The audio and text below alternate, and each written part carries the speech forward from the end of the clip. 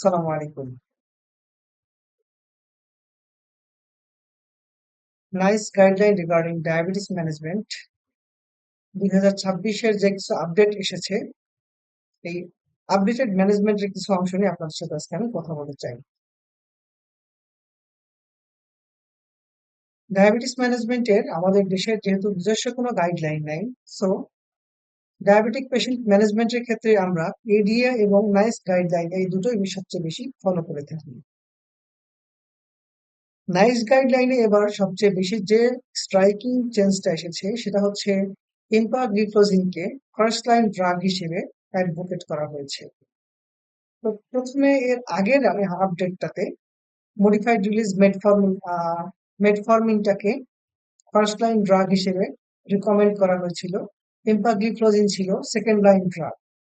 কিন্তু এবার modified release metformin এবং SGLT2 inhibitor most of the পেশেন্টের ক্ষেত্রে রেকমেন্ড করা হয়েছে যদি মেটফর্মিনের কোনো কন্ট্রাইন্ডিকেশন না থাকে। যদি মেটফর্মিনের কন্ট্রাইন্ডিকেশন থাকে তাহলে SGLT2 ইনহিবিটরকে অ্যালোন ফার্স্ট লাইন ড্রাগ হিসেবে রেকমেন্ড করা হয়েছে। তো এই যে মেটফর্মিন এবং SGLT2 ইনহিবিটরকে ফার্স্ট লাইন ড্রাগ হিসেবে রেকমেন্ড করা হলো, এর মূল কারণ হচ্ছে এই দুটো ড্রাগস এর এক্সট্রা গ্লাইসেমিক যে বেনিফিট সেটা আসলে হিউজ। অর্থাৎ ফার্স্ট লাইন ড্রাগ হবার জন্য এক্সট্রা গ্লাইসেমিক বেনিফিটটা অন্যতম গুরুত্বপূর্ণ ভূমিকা পালন করেছে। কারণ ডায়াবেটিস ম্যানেজমেন্টের যে পার্সপেক্টিভটা এখন শুধু ব্লাড গ্লুকোজ কন্ট্রোল করা থেকে সরে এক্সট্রা গ্লাইসেমিক বেনিফিট, অর্থাৎ একটা পেশেন্টের যে কমপ্লিকেশন গুলো ডেভেলপ করতে পারে সেই কমপ্লিকেশন গুলা ডেভেলপ করানোকে স্লো করা স্লো করা অথবা প্রিভেন্ট করা, এগুলোর দিকে বেশি নজর দেওয়া হয় এখন। সুতরাং এই এক্সট্রা গ্লাইসেমিক বেনিফিট যে ড্রাগ যত বেশি দিতে পারবে তাকে তত আর্লি ইনিশিয়েট করার জন্য রিকমেন্ড করা হবে। এখন আমরা ইন শর্ট মেটফর্মিন এবং SGH2 ইনহিবিটরের যে বেনিফিট গুলো আছে সেগুলো একটু দেখে নেই। এট ফার্স্ট আমরা মেটফর্মিন সম্পর্কে বলি। এক্সট্রা গ্লাইসেমিক বেনিফিট এর মধ্যে প্রথমেই হচ্ছে, যদিও বলা হয় মেটফর্মিন ওয়েট নিউট্রাল, কিন্তু on an average 1 to 2 KG weight loss করে থাকে মেটফর্মিন। এছাড়া মাইক্রোভাস্কুলার ডিজিজের ক্ষেত্রে এর এস্টাবলিশড বেনিফিট আছে। কারণ হচ্ছে এরা অ্যাথেরোস্ক্লেরোসিস এবং কার্ডিওভাস্কুলার ডিজিজের রিস্ক কমায়, লিপিড প্রোফাইলকে ইমপ্রুভ করে, পেশেন্টের অ্যান্টি থ্রম্বোটিক অর্থাৎ প্রোকোয়াগুলেন্ট স্টেটকে কমিয়ে দিয়ে থ্রম্বোসিসের রিস্কটা কমিয়ে দেয়। একই সাথে পেশেন্টের যেহেতু মেটফর্মিন ইনসুলিন রেজিস্ট্যান্স কমায়, সো হাইপার ইনসুলিনিমিয়াটাকে কমাই দিবে, আইজিটিটাকে প্রিভেন্ট করে পেশেন্টের প্রি ডায়াবেটিক থেকে ডায়াবেটিসে কনভার্সনটা রেট কমাবে। অ্যাথেরোস্ক্লেরোসিস যেহেতু প্রিভেন্ট করে, সো এমআই স্ট্রোকের রিস্ক কমাবে।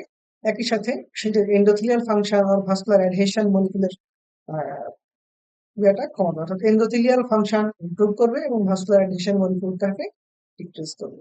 সো একটা মেটফর্মিনের এতগুলো এক্সট্রা গ্লাইসেমিক বেনিফিট। আবার যদি আমরা SGLT2 ইনহিবিটর নিয়ে কথা বলতে চাই, তাহলে এর মেকানিজম অফ অ্যাকশন তো আমরা জানি। প্রক্সিমাল কনভলিউটেড টিউবিউলে SGLT2 রিসেপ্টরকে ব্লক করে গ্লুকোজকে এক্সক্রিট করে দিবে। এই গ্লুকোজ চলে যাওয়ার সময়ে কিছুটা ওয়াটার অর্থাৎ অসমোটিক ডাইউরেসিস করে নিয়ে যাবে। এই অসমোটিক ডাইউরেসিসের সময়ে যে গ্লুকোজটা পাস হয় তাতে টোটাল ডেইলি 80 থেকে 100 গ্রাম গ্লুকোজ ইউরিনে এক্সক্রিশন হয়ে যায় এবং এতে ওয়েট রিডাকশন হয় এবং সিস্টোলিক ব্লাড প্রেশার কিছুটা কমিয়ে দেয়। আবার যখন ব্লাড গ্লুকোজটা কমিয়ে দিচ্ছে তখন ইনসুলিন সিক্রেশনটা ইনহিবিট হয় এবং গ্লুকাগন সিক্রেশনটা বেড়ে যায়। যখন গ্লুকাগন সিক্রেশন বেড়ে যায় তখন আবার লাইপোলাইসিসটা বেড়ে যায়। এই লাইপোলাইসিসটা বেড়ে যাওয়ার কারণে মাইল্ড কিটোসিস হয়। এই যে কিটোসিস হয়, এই কিটোসিসের কারণে যে মায়োকার্ডিয়াম থাকে, মায়োকার্ডিয়ামের এনার্জি জেনারেশনটা ইমপ্রুভ হয়, যেটা হার্ট ফেইলিয়ারে সবচেয়ে বেশি প্রিভ্যালেন্ট হয়। সো এভাবে SGLT2 inhibitor cardio protective role play করে এবং অ্যাডভার্স কার্ডিয়াক ইভেন্ট এবং হার্ট ফেইলিয়ার হসপিটালাইজেশনটাকে ডিক্রিজ করে। একইভাবে SGLT2 ইনহিবিটর যেহেতু ব্লাড প্রেশার কমিয়ে দেয়, আবার ইন্ট্রাগ্লোমেরুলার প্রেশার এবং হাইপার ফিল্ট্রেশন দুটোই কমিয়ে দেয় টিবিউলো-গ্লোমেরুলার ফিডব্যাক মেকানিজমের মাধ্যমে। সো লং টার্ম জিএফআর ডিক্রিজটাকে স্লো করে, এবং যেহেতু ইন্ট্রাগ্লোমেরুলার প্রেশার এবং হাইপারফিল্ট্রেশন কমে যায়, সেজন্য পেশেন্টের অনসেট এবং প্রোগ্রেশন অফ অ্যালবুমিনিউরিয়া ডিক্রিজ হয়ে যায়। সো ইন এ নাটশেল, যে এসজিএলটি2 ইনহিবিটর যে এক্সট্রাগ্লাইসেমিক বেনিফিট দেয় সেটা হচ্ছে ইনসুলিন সেন্সিটিভিটি ইনক্রিজ করে, অর্থাৎ একই ক্ষেত্রে মেটফর্মিন এবং ইনহিবিটর ড্রাগ দুটো বেটা সেল স্পেয়ারিং অ্যাকশন দেখায়, অর্থাৎ যেহেতু বেটা সেল থেকে ইনসুলিন সিক্রেট করে না, সো এটা বেটা সেল স্পেয়ারিং হিসেবে কাজ করে। So SGLT two inhibitor insulin sensitivity improve করে, বিভিন্ন প্রোটেক্টিভ ইফেক্ট শো করে, ওয়েট রিডাকশন করে, কার্ডিও প্রোটেক্টিভ ইফেক্ট শো করে, এবং ব্লাড প্রেশার রিডিউস করে। সো একটি মেটফর্মিন এবং এসজিএলটি2 ইনহিবিটর যদি এতগুলো গ্লাইসেমিক বেনিফিট দেয়, এক্সট্রা গ্লাইসেমিক বেনিফিট দেয়, সো তাদেরকে ফার্স্ট লাইন ড্রাগ হিসেবে চুজ করাটাই স্বাভাবিক।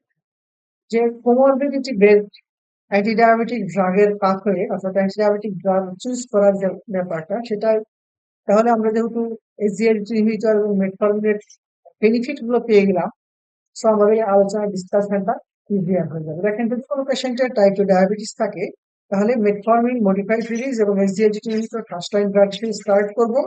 এরপরে যদি কোনো পেশেন্টের হার্ট ফেলিওর থাকে, মেটফর্মিন এসজিএলটি ইনহিবিটর স্টার্ট করতে হবে, যদিও আননেসেসারি এসকালেশনটা প্রয়োজন নেই, যেহেতু পেশেন্টের এখানে হাইপোটেনশন রিস্ক থাকে, আবার হার্ট ফেলিওর থাকে। সো হাইপোটেনশন এর যদি কোনো পেশেন্টের হার্ট ফেলিওর থাকে, সো পেশেন্টের এনার্জি মেটাবলিজম এবং কার্ডিয়াক ফাংশন ইমপ্রুভ করার জন্য মেটফর্মিন এবং এসজিএইচ2 ইনহিবিটরকে ফার্স্ট লাইন ড্রাগ হিসেবে আমরা চুজ করি।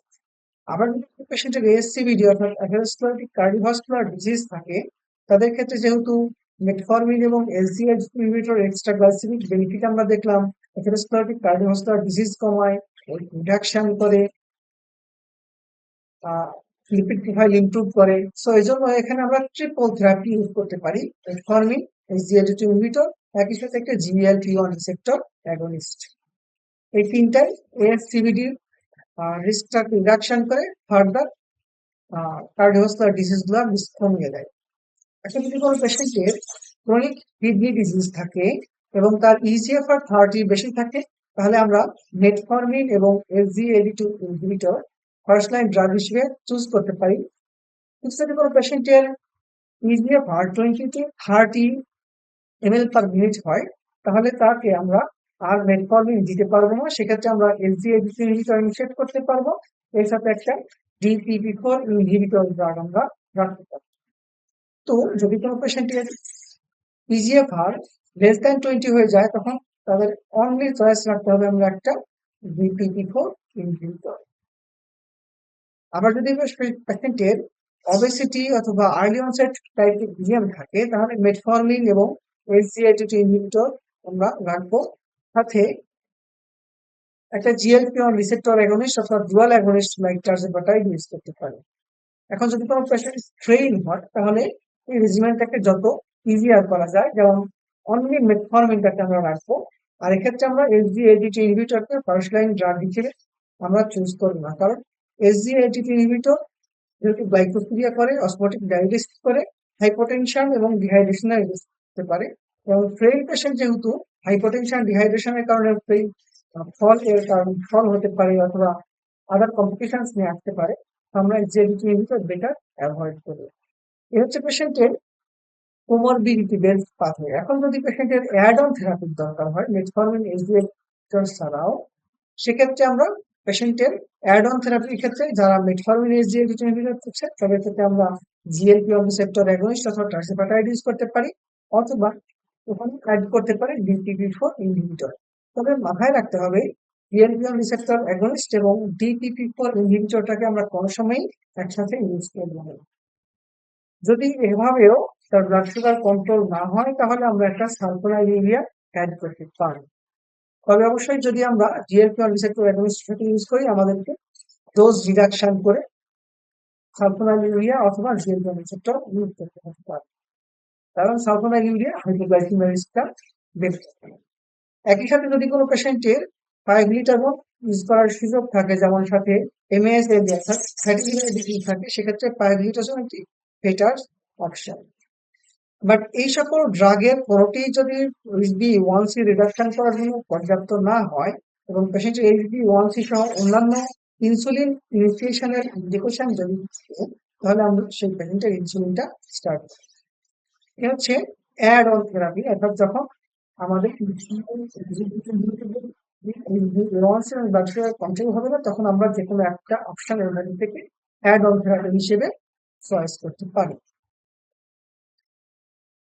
তো এখন যে আমি বললাম যে আমরা প্রিভিয়াসলি পেশেন্টের ব্লাড সুগার কন্ট্রোল করাটাই ছিল হচ্ছে মোস্টলি ইম্পর্টেন্ট, কিন্তু এখন পেশেন্টের যেহেতু ডায়াবেটিস ম্যানেজমেন্ট গ্লাইসেমিক ম্যানেজমেন্টের চেয়ে আসলে অনেক দূর এগিয়ে গেছে, পেশেন্টের কমপ্লিকেশন প্রিভেন্ট করা এবং অথবা কমপ্লিকেশন হলে সাথে সাথে তার ট্রিট করা, এটা খুবই গুরুত্বপূর্ণ একটি বিষয় হয়ে দাঁড়িয়েছে। এই জন্য যদি কোনো পেশেন্টের আর নিউ অনসেট টাইপ 2 ডায়াবেটিস হয়, সেক্ষেত্রে পেশেন্টকে আমরা এমন সব ড্রাগ ইউজ করবো যারা পেশেন্টের ব্লাড সুগার কন্ট্রোল করবে, ডায়াবেটিসটাকে কন্ট্রোল করবে, পেশেন্টের ডায়াবেটিস রিলেটেড যে কমপ্লিকেশন হয় সেগুলো প্রিভেন্ট করবে এবং একই সাথে প্যানক্রিয়াটিক বেটা সেলকে রেস্ট দেবে, প্যানক্রিয়াটিক বেটা সেল স্পেয়ারিং ড্রাগ হিসেবে কাজ করবে। সো এই জন্য নাইস 2026 মেটফর্মিন এবং SGLT2 ইনহিবিটরকে ফার্স্ট লাইন ড্রাগ হিসেবে রিকমেন্ড করেছে। তো আমরা আমাদের ডেইলি লাইফে যখন যদি কোনো patient newly onset diabetes, type 2 diabetes অথবা যে কমপ্লিকেশন গুলোর কথা বললাম like heart failure, SCVD, hypertension, CKD অথবা অবেসিটি, এসব নিয়ে আসে, কমপ্লিকেশন গুলো নিয়ে আসে অথবা রিস্ক থাকে, তাদেরকে আমরা মেটফর্মিন এবং SGLT2 ইনহিবিটর দিয়ে থেরাপি দিতে পারি।